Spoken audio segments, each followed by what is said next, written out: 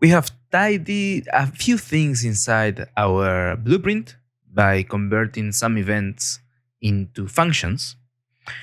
And when you try to use this blueprint right now, it will work.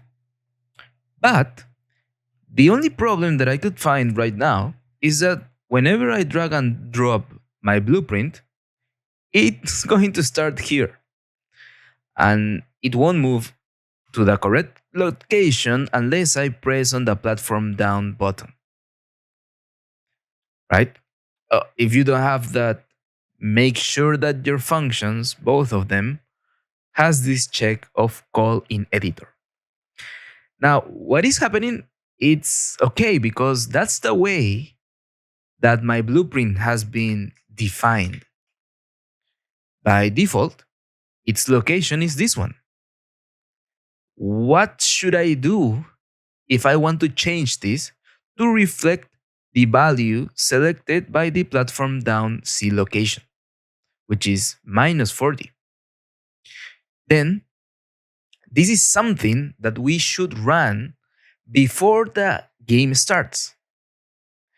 And what best place to run it than in the construction script? The construction script, you can find it here in functions, so it is a function. But this function is very special. Why? Because when I select it, I cannot do anything here in the details panel like with other functions. And then how does it run or when does it run? The construction script will run on the blueprint at even earlier stages than when the game starts.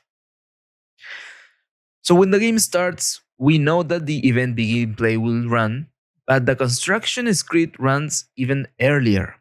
And it will run whenever you change any property of this blueprint in any of the instances of the level.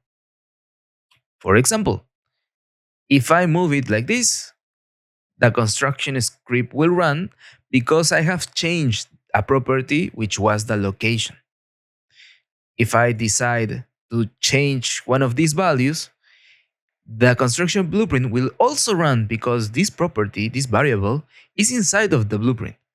So it will need to run again.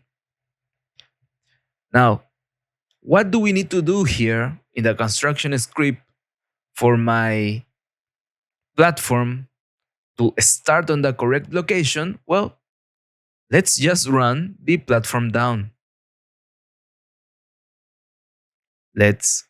We can go to the viewport to check it out and see what's going to happen.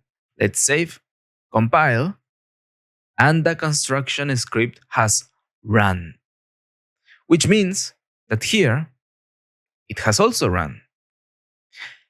This also means that if I try to move my platform mesh, for example here, I'm gonna release it, and when I move or change any property here, the construction script is going to run and put my platform mesh back into the down location. This also means that here in the construction script, because this is running, I'm also setting up this value. So we know that it's starting in a down state. So that's why the construction script is very useful.